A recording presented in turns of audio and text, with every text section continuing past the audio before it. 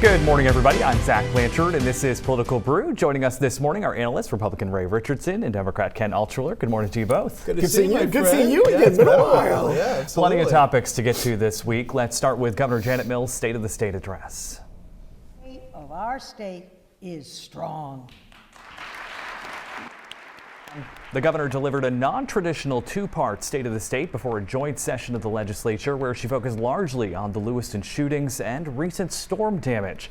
But in a separate written portion, that included other big topics like the budget, education, and child welfare. Ken, the response from lawmakers has been rather subdued. Was this the right approach for the governor to take? I do. I like the fact that the first part of it, the boring part, if you don't mind me saying, was in writing. And the more emotional part, and Janet Mills is not a particularly emotional person, but it was the second half, and televised and more focused on reaching people. I thought it was a typical State of the State speech. I don't give them a lot of weight. It's mainly just fluff. But I thought she did what she does, and she did it the way she always does it. So what else do you expect? Right. Yeah, I'm not big on these anymore. You know, initially this all started when the country started and the president's address to the Congress. They used to do it in writing. They didn't even have a joint session. These are nothing but cheerleading sessions. I don't put a lot of weight in them. I do wish the governor had focused on some of the really big items with her words, not just in writing. We know that there's a federal investigation of how children with disabilities are being treated. We know, thank God for Bill Diamond and the work that he's done. Putting a focus on child abuse and neglect. I wish you would talk more about that. Using the oral part of her address, because I think that might have reached people and awakened them to the problem and maybe get more people involved. I'm not being critical of her. I don't put, like you, I don't put stock in these things anymore. It is what it is. Right. And frankly, people want to see her speak. They're not really listening to what she's saying, right, except maybe the lawmakers. And I feel the same way, Republican or Democrat, governor or president, I feel the same way. Speaking of lawmakers, I want to talk about the Republican response. Senate Minority Leader Trey Stewart and House Minority Leader Billy Bob Falkingham went after Mills for not focusing more on the economy. You don't need to be an economist to recognize that when your bills are rising faster than your paychecks, it's harder to make ends meet for your family. I wanted the governor to lower the tax and regulatory burden on Maine people. I wanted the governor to commit to lower electric rates by reversing the flow of money to out-of-state solar and wind corporations. Stewart and Falkingham went on to try and localize national conservative talking points, including false claims about an influx of people crossing the northern border and a bill to legalize what they call child trafficking to get gender reassignment surgery. Ray, some saw this as somewhat tone deaf, given that the governor focused so much on Lewiston. Do you agree? So these guys are my friends, Trey and Billy Bob both. I like them. One, they need media training. They presented their case very poorly, and I don't think it was heard well. I think they used talking points, and if they're going to give a response to what the governor says, they needed to give some detailed plan about how we change things. You can't just say that she's wrong. You have to say why she's wrong and then how you fix it, and I don't believe they did that. Ken? It was a political speech, which is what the response is. And of course, that's what the State of the State speech is. It's a political speech. So I agree with the media training in particular. They just kind of said talking points. I thought it was interesting that they made a swipe at Shanna Bellows, which was kind of out of context at this point. I'm not sure why they wasted their time. But you know what? People who listen, you're preaching to the converted. People who like the governor, likes her speech. People who like the Republican point of view, likes the response. It's a political speech. That's all it is. All right. In national headlines, a big apology on Capitol Hill from Facebook CEO Mark Zuckerberg this week. Zuckerberg and CEOs from 5 of the biggest tech companies face some sharp questioning from senators on both sides of the aisle in a hearing aimed at tackling child safety on social media. Many parents of teens who were victimized on the sites listened on as the leaders were held to account for sexual exploitation and drug trafficking activities on their platforms. Ken, many families here calling for tougher regulation. Is that realistic, though? No, nothing's happened. I mean, we've been having these issues going on for how many years? I have to say, and I don't want to prematurely talk about guns, but it's a little, to me, disingenuous for the senators to be talking about the harm to children by social media and not addressing the harm done to children by guns. But that's a topic for another day, and maybe today. And one we won't agree on. Exactly right. But I will say, there's also the issue of parental responsibility. A lot of parents neglect what their children are watching and looking at. And so, yes, it's a problem we need to address.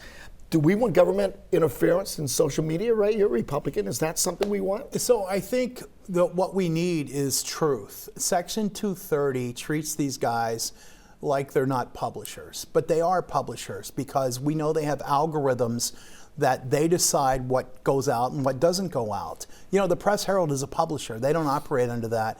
These forums are supposed to be a free speech forum where whatever goes up, but they don't do that either. So I think they have some responsibility because they act as a publisher, but they operate under Section 230, which treats them like they're not. The apology for me is like closing the barn doors after the horses have already left. It's too late. Why weren't you thinking about this? You have a responsibility. Mark Zuckerberg, Facebook has 800 million members around the world. There's a responsibility that comes with freedom. And we don't want to talk about that, but we've got to talk about it. So for me, this was all hokey. Again, I wish these people would just get serious for a change. And I don't want to minimize the impact of social media and the social responsibility, but my daughter scrutinizes her children's use of screen time. Yes, she right. watches what they're doing. I think that has to be a focus of this as well, parent responsibility. We talk about that in school all the time. Sure. Why not social media? Well, and we had, in our family, we have 4 children, they're all grown now, but we had an age restriction. They could not be on social media until a certain age, and the deal was we could look at their private messages and their social media at any time, and if they wouldn't let us, they were off. Exactly. Balancing act for sure. Now, Sure. we talk about a lot of topics on this show that are different, but I have to say I didn't think Taylor Swift would make the cut. The superstar is getting a lot of attention in the football world because she's dating Kansas City Chiefs player Travis Kelce. After her appearance after last Sunday's game, she's getting a lot of hate from right-wing conservatives on social media. Some conspiracy theorists are even saying it's all part of an orchestrated plot to drum up hype for the Democratic Party in a presidential election year. Ray, even Vivek Ramaswamy, who's endorsing former President Trump, has jumped into this. What gives? It's so bizarre. I can't even believe it. You know, my kids grew up with Taylor Swift because they're the same age. She's always been in our house. Some of her music's good. Her early stuff is a lot better than her later stuff in my mind. Look, I'm a sap. Everybody that knows me knows that. I love love. I love it when the unworthy guy gets the wonderful girl. I love all that stuff. I think, you know, somebody did a study. They showed her on camera for 7 seconds the other day out of a almost 4-hour ball game, and people were losing their minds. Can't we just settle down about anything? I don't believe it's a psyop. I think that he pursued her, he got her. Good for him. Ken? You know I'm a big Taylor Swift fan, and I love this. Go after Taylor Swift. That's what go attack her before she says a word. Every time, every attack is another vote for Joe Biden. I think it's insane. The conspiracies are insane, and attacking her now before she's endorsed anybody. She endorsed Joe Biden in 2020. We really didn't hear anything about it. Much more popular today. If she ran for president, she would win in a landslide, and I would vote for her. I don't know about that, but I will say this. She endorsed Marsha Blackburn in Tennessee, where she's from. Right. She didn't endorse her. Right. She votes the opponent. Marsha Blackburn won. So but she also supported the governor that did win. Right. How much sway did these people have? I mean, do you really vote based on what Taylor Swift or Tom Cruise says? I don't think so. I'm not sure. All right, we're going to take a break. The Weekend Morning Report is back right after this.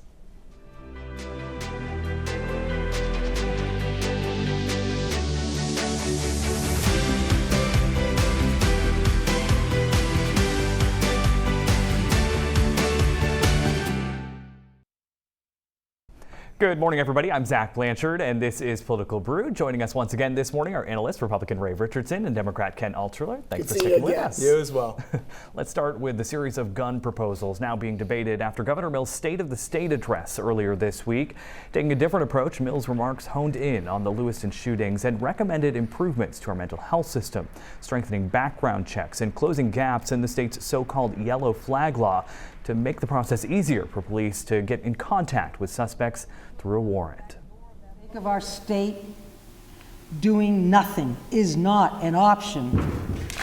Now, Ray, some say they go too far, others say that they don't go far enough, but is there going to be bipartisan support here? I don't think so. And you did a wonderful interview with Governor Mills before Christmas, and I was on Political Brew with you, and she had been very restrained in how she talked about what she may do with guns, and I applauded her for that. Now I'm going to go the other way. She has appointed a commission. Former Chief Justice John Wathen heads that commission, a man I have tremendous respect for. I know he'll pursue truth. And why are we politicizing this issue without getting to the bottom of it? Mike Shepard was from the Bangor Daily News, was on my show Friday, and I said, Mike, I don't believe we know whether Robert Card bought these legally, illegally, got them from a family member, these guns he used. Why are we wanting to do private background sales in the midst of the Lewiston tragedy, and we don't even know if they would have changed anything? I think this commission should do its work, get the truth, present the truth, and then let's talk about solutions. Ken? Yes, delay. This is the problem here. We talk about it. When Sandy Hook had 24 elementary school children slaughtered, we did nothing. Nothing's going to happen ever. I'm sorry. And I think that the Democratic governors in Maine who have been too passive about guns because we're a gun-friendly state are doing a disservice. I feel strongly about this. The yellow flag law is not enough. We need the red flag law. We need background checks. We need it's easier to get a gun license than a driver's license. At least you have to have a course to drive a car. Now to get a gun, it's insane that we can't do more. It's just insane. But these things she's proposed, if Mr. Card didn't violate that, let's say he didn't buy them in a private sale, what does doing private background checks for private sales have to do with dealing with Lewiston? We need better background checks for anybody who buys a gun. Now, I'll agree with you there. I've always said, if you talk to police, we don't do a good job. Mandatory reporters don't do a good job. Often the information in a background check is incomplete. I'll agree with you. We need a red flag law. Job there. We need more of a waiting period. We need a training program. Push pause on that for a second, because this is all happening as this week families of the victims of the Lewiston shootings testified before the commission investigating the attack, many sharing some deeply personal stories and saying that change is long overdue. She was his whole world. He would move mountains for her. And she worshipped the ground that he walked on. She was such a daddy's girl. And she still looks for him. She still calls out for him. And I don't know, how do you explain all of this to a 2-year-old child? But I want to keep his memory alive for her, because at best, he will be a memory. Ken, certainly tough to hear some of that testimony, but getting people to testify has been a real challenge for the commission. It's why there's now a bill to grant them subpoena power that advanced through a committee this week. How critical is this piece to this investigation? Huge. I mean, you have to be able to subpoena people to provide testimony. You give them an option to do privately if you want to, but for people to not testify, you need that power, and I applaud the Judiciary Committee for reaching a resolution. I understand the fear that it's an executive-appointed commission, and therefore you don't want to give them powers for the future going forward. Subpoena power is basic to our investigation process. You have to have it. But Ray, this has never been done before, and some say it does give too much power. Do you agree with that? I don't agree. If you're seeking truth, you have to seek truth however you have to do it. If you have to compel it, or whether you get it voluntary. I absolutely believe they should have subpoena power. We need truth here. And if we're going to honor the lives of the people that we just heard, the loved ones that are left behind, and the 18 that lost their lives, we do it by getting truth. Truth is not something that's real popular in politics. We know that. But this is an opportunity here. Former Chief Justice John Wathen is a wonderful man, and he's a person of great integrity. And if we give him the reins, I think we'll get truth. All right. Our politics aside, our hearts go out to those families. Amen. For Absolutely. Sure. Shifting gears, Senator Angus King took the Senate floor this week demanding aid for Ukraine as Congress struggled once again to reach a deal. We'll be your ally when times are good, but don't count on us when it gets tough. Don't count on us if it's not easy. Don't count on us when times are tough. What an awful thing. What an incredible wound, self-inflicted wound on this country. Now, former President Donald Trump has been a key factor in this, influencing his staunch supporters to oppose the deal because, of course, if a deal is reached, it could mean a victory for President Joe Biden in the midst of this election year. Ray, we record on Fridays. There is some talk that there is a deal being reached here, but is this really worth it for Trump? I don't know that this is so much about Trump as it is they're trying to triangulate this. aid for Israel, aid for Ukraine, and then getting the southern border closed. Joe Biden has made some statements about he'll close it on day one, but the truth of the matter is it's his policies that have opened the border. Speaker Johnson says the deal's dead, DOA, when it reaches the House. I guess we'll see, but I wish Senator King spoke as passionately about the homeless encampments in Portland, Maine, as he does about aid for Ukraine. Ken. Well, without disagreeing with you about the homeless here in Portland, I think that our support of Ukraine is critical and vital. And I think it's a disservice to Donald Trump because there's already this perception that he and Putin are unusually close politically. I think that hurts him. I think the support of Ukraine, if Ukraine falls, you've got a real problem in Europe. But the question here is, should Trump be influencing members of Congress? Well, of course not, but he's running the Republican Party. So well, I don't think it's a big stretch, though. The Freedom Caucus doesn't support this. They want the border secured, and this is a bargaining point here. I agree. We made a deal in 1994 that if Ukraine would give up their nuclear weapons, we, Russia, and some other countries, Russia oddly enough, would defend them if they were attacked. We've given them $110 billion in money, $110 billion in money and in resources. It's not well accounted for. Look, I have friends in the Ukrainian government. They've been on my show. I certainly support us helping Ukraine. But we've got to have priorities here. And Senator King's wound up about that. But there are many things in this country he should be wound up about. Donald Trump's He's not. control of the Republican Party with sitting politicians is a real problem, to my view, to the Republican Party. Do you think the Freedom Caucus, if Donald Trump wasn't around, would still oppose this? Not as strongly. I think they would. I think he owns them. Yeah. All right, let's wrap things up with winners, losers. Ray, we'll start with you. The winners are the people of this country, because on Groundhog Day, the seer of seers, Puxatawny Phil, I had the Grand Poobah on my show Friday, I do every year, and he says spring is coming. All right, and Ken. Well, you know who it is, Taylor Swift. Who else? You have this woman who is so powerful. There's conspiracy theories about her. The Republicans are attacking her. Joe Biden wants her to. Who could be more powerful And than her? she's secretly married. Did you know that? I've heard that too. Tony Romo said 3 times on one of the games that was his wife. So, who knows? And this week I'm going to go along with Ray and have no loser because I just love Taylor Swift and that's enough.